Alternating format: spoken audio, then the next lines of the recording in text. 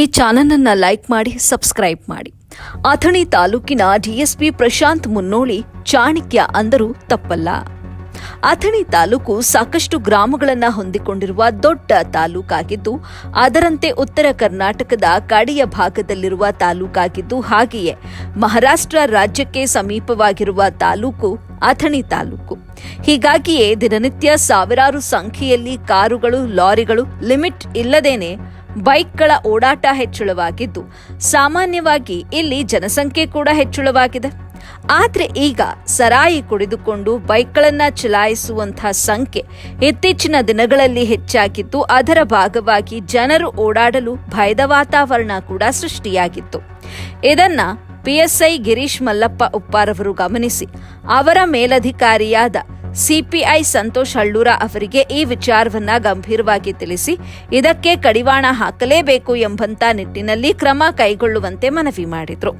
ಇದಾದ ಬಳಿಕ ಸಿಪಿಐ ಸಂತೋಷ್ ಹಳ್ಳೂರ ಅವರು ಡಿಎಸ್ಪಿ ಪ್ರಶಾಂತ್ ಮುನ್ನೋಳಿ ಅವರ ಗಮನಕ್ಕೆ ಈ ವಿಚಾರವನ್ನ ತರ್ತಾರೆ. ಅದೇ ಸಮಯದಲ್ಲಿ ಕಾರ್ಯಪ್ರವೃತ್ತರಾದ ಡಿಎಸ್ಪಿ ಅವರು ಸಿಪಿಐ ಮತ್ತು ಪಿಎಸ್ಐ ಅವರನ್ನ ಕರೆದು ಸಭೆಯನ್ನ ಮಾಡಿ ಈ ವಿಚಾರಕ್ಕೆ ಕಡಿವಾಣ ಹಾಕುವಂತ ನಿಟ್ಟಿನಲ್ಲಿ ಚರ್ಚಿಸಿ ತಂಡವನ್ನ ರಚನೆ ಮಾಡಿ ಗಂಭೀರವಾಗಿ ದಿಟ್ಟ ಹೆಜ್ಜೆ ಇಟ್ಟು ಕಾರ್ಯಾಚರಣೆ ಮಾಡಲು ಆರಂಭಿಸುತ್ತಾರೆ.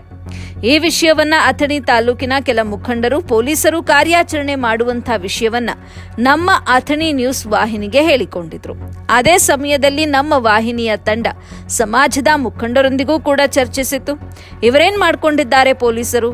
ಈಗಾಗಲೇ ಎಷ್ಟೋ ಮಾಧ್ಯಮಗಳಲ್ಲಿ ಟ್ರಾಫಿಕ್ ನಿಯಮಗಳನ್ನ ಪಾಲನೆ ಮಾಡಬೇಕು ಅಂತ ವರದಿಗಳನ್ನ ಮಾಡುತ್ತಿದ್ದಾರೆ.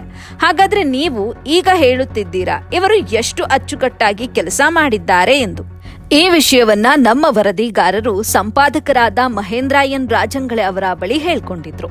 ಈ ಸಂಪೂರ್ಣ ವಿಷಯಗಳಲ್ಲಿ ಪೊಲೀಸರು ಮಾಡಿದ ತಪ್ಪೆಷ್ಟು, ನಮ್ಮ ಕೆಲ ಮಾಧ್ಯಮ ಮಿತ್ರರು ಪ್ರಸಾರ ಮಾಡಿದ ತಪ್ಪು ವರದಿಗಳೆಷ್ಟು ಎಂದು ಖುದ್ದಾಗಿ ಮಹೇಂದ್ರ ರಾಜಂಗಳೆ ಅವರೇ ಫೀಲ್ಡ್ಗಿಳಿದಾಗ ಮೊದಲ ಹೆಜ್ಜೆಯಾಗಿ ಬೆಳಕಿಗೆ ಬಂದಂಥ ಪ್ರಕರಣಗಳು ಇವು.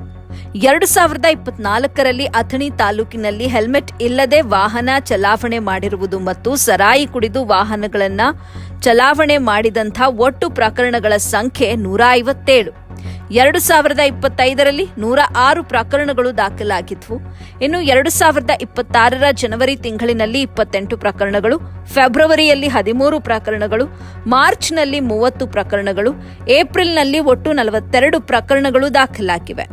ಒಟ್ಟಾರೆಯಾಗಿ 376 ಪ್ರಕರಣಗಳು ಅಥಣಿ ಪೊಲೀಸ್ ಠಾಣೆಯಲ್ಲಿ ದಾಖಲಾಗಿದ್ದು, ಈ ಕುರಿತಂತೆ ನಮ್ಮ ಅಥಣಿ ನ್ಯೂಸ್ ಸಂಪಾದಕರಾದ ಮಹೇಂದ್ರ ಎನ್ ರಾಜಂಗಳೆ ಅವರು ಇದರ ಸಂಪೂರ್ಣ ದಾಖಲಾತಿಗಳನ್ನು ಪಡೆದುಕೊಂಡಿದ್ದಾರೆ. ಈ ಕುರಿತು ಮತ್ತಷ್ಟು ಸುದ್ದಿಯ ಬಗ್ಗೆ ತನಿಖೆ ಮಾಡಲು ಮುಂದಾದಾಗ ಇದೇ ಅಥಣಿ ತಾಲೂಕಿನಲ್ಲಿ ಕಳ್ಳತನ ಪ್ರಕರಣಗಳು, ಗಾಂಜಾ ಪ್ರಕರಣಗಳು ಸೇರಿದಂತೆ ಅಬಕಾರಿ ಇಲಾಖೆ ಅಧಿಕಾರಿಗಳು ಮಾಡದ ಕೆಲಸಗಳನ್ನು ಅಥಣಿ ಪೊಲೀಸ್ ಇಲಾಖೆ ಅಧಿಕಾರಿಗಳು ಮಾಡಿರುವ ಪ್ರಕರಣಗಳು ಬೆಳಕಿಗೆ ಬಂದಿರುತ್ತವೆ. ಹಾಗೂ ಮಕ್ಕಳ ಕಳ್ಳತನ, ಕೊಲೆ ಸುಲಿಗೆಗಳಂತಹ ಪ್ರಕರಣಗಳು, ಮಟ್ಕಾ ಸೇವನೆ ಪ್ರಕರಣಗಳು ಹಾಗೂ ಶ್ರೀಗಂಧ ಮರಗಳ ಕಳ್ಳತನ ಮತ್ತು ಅಕ್ರಮ ಮಾರಾಟದಂತಹ ಪ್ರಕರಣಗಳು ಅತಿ ವೇಗವಾಗಿ ಚಾಣಕ್ಯತನದಿಂದ ಘಟನೆ ನಡೆದಂತ 24 ಗಂಟೆಗಳ ಒಳಗೆ ಆರೋಪಿಗಳನ್ನ ಬಂಧಿಸುವಲ್ಲಿ ಯಶಸ್ವಿಯಾದ ಪೊಲೀಸರ ಕಾರ್ಯವೈಖರಿಯನ್ನ ನೋಡಿಕೊಂಡು ರಾಜ್ಯ ಮಟ್ಟದ ಪ್ರಶಸ್ತಿಗಳನ್ನು ಕೂಡ ಪೊಲೀಸರು ಪಡೆದುಕೊಂಡಂತಹ ಫೋಟೋಗಳು ಕೂಡ ನಮಗೆ ಲಭ್ಯವಾಗಿವೆ. ಈ ಸಂಪೂರ್ಣ ವಿಷಯಗಳನ್ನ ನೋಡಿಕೊಂಡು ನಾವು ಈ ವರದಿಯನ್ನ ಮಾಡಿದ್ದೇವೆ. ಹಾಗಾಗಿ ಈ ಪ್ರಕರಣಗಳಲ್ಲಿ ನಮಗೆ ಬೆಳಕಿಗೆ ಬಂದ ವಿಷಯ ಏನಂದ್ರೆ, ಕೆಲವು ಸುಳ್ಳು ರಾಜಕಾರಣಿಗಳ ಪ್ರತಿನಿಧಿಗಳ ಮಾತು ಕೇಳಿ ಕೆಲ ಯೂಟ್ಯೂಬ್ ಚಾನೆಲ್ಗಳು ಸುಳ್ಳು ವರದಿಗಳನ್ನು ಪ್ರಸಾರ ಮಾಡುತ್ತಿವೆ ಎಂಬ ವಿಷಯ ಬೆಳಕಿಗೆ ಬಂದಿವೆ. ಹೀಗಾಗಿ ಇದರಲ್ಲಿ ಪೊಲೀಸರ ತಪ್ಪುಗಳು ಮಾತ್ರ ಯಾವುದು ಕಂಡು ಬರುತ್ತಿಲ್ಲ. ಅವರ ಕೆಲಸ ಕಾರ್ಯಗಳು ಶ್ರದ್ಧೆ ನಿಷ್ಠೆಯಿಂದ ಪ್ರತಿನಿತ್ಯವೂ ನಡೆಯುತ್ತಿವೆ. ಈ ವಿಷಯಗಳನ್ನು ಕೂಡ ಅಥಣಿ ತಾಲೂಕಿನ ಇಂದಿನ ಯುವ ಪೀಳಿಗೆಗಳನ್ನ ಕೇಳಿದಾಗ ನಮ್ಮ ರಾಜ್ಯದ ಉತ್ತರ ಕರ್ನಾಟಕ ಭಾಗದಲ್ಲಿ ಇರುವ ಅಥಣಿ ಪೊಲೀಸ್ ಠಾಣೆಯ ಪೊಲೀಸರಿಗೆ ನಮ್ಮ ಕಡೆಯಿಂದ ಒಂದು ಸೆಲ್ಯೂಟ್ ಎಂದು DSP Prashant Munnoli, CPI Santosh Hallur, PSI Girish Mallappa ಉಪ್ಪಾರವರ ತಂಡದ ಸಿಬ್ಬಂದಿ ವರ್ಗದ ಕಾರ್ಯವೈಖರಿಗೆ ಅಭಿನಂದನೆಗಳನ್ನು ಸಲ್ಲಿಸುತ್ತಿದ್ದಾರೆ.